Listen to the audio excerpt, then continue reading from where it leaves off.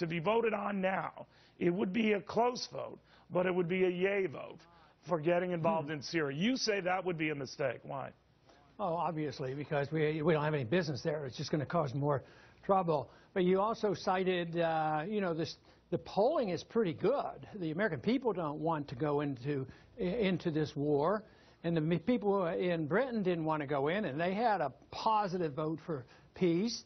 So I would say, Neil, I'm feeling pretty good. You know, I've been in some lonely battles before, whether it be 1 or 2 or 3 or 4, arguing the case for minding our own business. But I think there's a sea change. There's a shift. The American people are waking up. They're tired of it. They don't have the money. The world, they keep talking, well, the world has to stand up to this guy. Who's the world? It's not the British. It's not the UN. It's not NATO. It's not the Arab people. It's not the Russians. It's not the Chinese. But the world has to stand up to him. That means Obama, he has to save face because he drew a red line. Well, do you think that if he did not make that red line statement, Congressman, we'd even be here today? We'd even be debating this today? That's quite possibly, because politicians are pretty naive. They think if they don't follow through, they're very insecure people. And I think lack of security in making a decision is the biggest problem with politicians. And right now, those who are in the middle don't have the sense of security and understanding of why they're on the right side, because they believe that you have to listen to the propaganda, then they weigh it. Oh, what if something happens and I'll be blamed for it? And they're very insecure people. And I think Obama was very insecure. He made that statement, signing like a tough guy, and then the Republicans played into his role and made it a partisan thing. Said, okay, you drew a line. The McCainites and the Lindsey Grahams, they love this stuff. And they've been screaming for war for 2 years. Well, apparently what got them thinking along the president's lines, Congressman, was this idea that it would not be just a sort of an in and out non-regime change move, that this would do something to incapacitate the regime. I'm paraphrasing there, but that is a little further than the president first wanted to go, right? So what does this tell you? Does it worry you? Well, it means that it's just talk, because it doesn't mean much, because once we get into it, all kinds of things can happen. There's always unintended consequences. There's always going to be blowback. There's always going to be costs. There will always be deaths. So if we're trying to save face because we have to stand firm, you have to say, well, if we're not going out all war and sending 600,000 troops in there, how many people do we have to kill? Oh, no, we don't want to kill anybody. We just want to blow up the airfield. But people are going to die. So you don't think this will be like a Bill Clinton Bosnia strike deal where, you know, that never got any congressional approval. The difference was, of course, it did have some NATO cover to it, but here we would be going alone, with or without congressional approval, right? Well, that makes it worse, but that doesn't justify what Clinton did either, and we'll read about that for a long time. But a lot of people died then, too, and were they all guilty of war crimes, the people who died?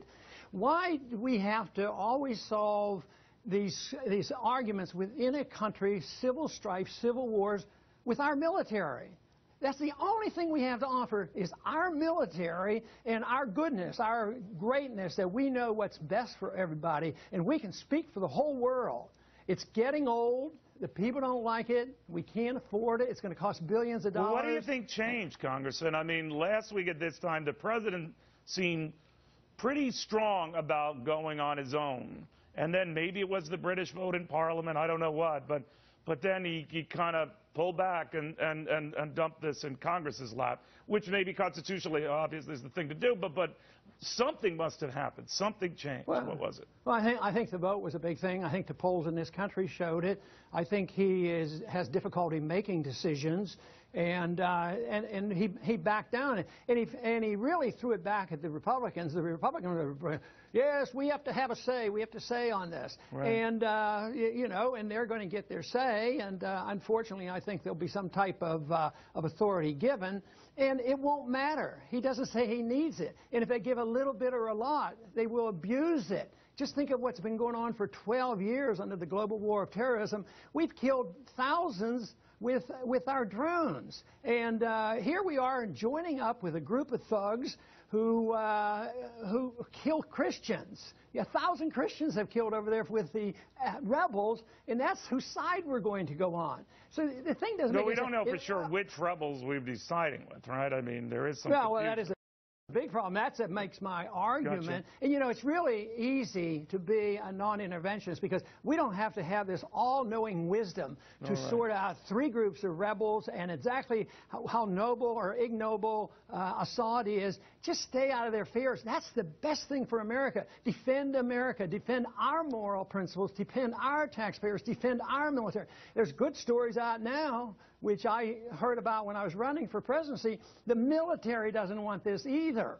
And I think that's good signs. I think this is a historic vote. And if Obama doesn't get this vote, this is the beginning of the end, and fortunately so for the American empire, because we can't afford it any longer. It would be a great victory for the cause of liberty and peace. All right, Ron Paul, thank you. It's